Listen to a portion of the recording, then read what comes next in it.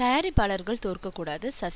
சசிகுமார் நடிப்புல அடுத்து வெளிவர இருக்கும் படம் பிரம்மன். படத்துக்கான ப்ரமோஷன்களை தொடங்கிட்டாங்க. இந்த படத்தை ஒரு கன்னட தயாரிப்பாளரும் ஒரு மலையாள தயாரிப்பாளரும் இணைஞ்சு தயாரிக்கிறாங்க.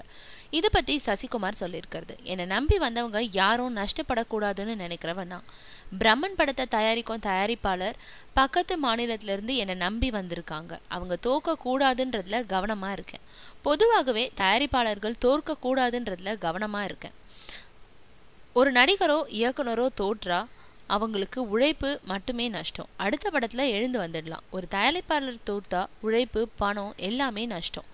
எப்பவுமே ஒரு படத்தை முடிச்ச பிறகு அடுத்த படத்தை பத்தி திட்டமிடுவேன். இயக்குனர் சாக்ரடிஸ் பிரம்மன் கதையை என்கிட்ட பல முறை சொல்ல முயற்சித்தாரு.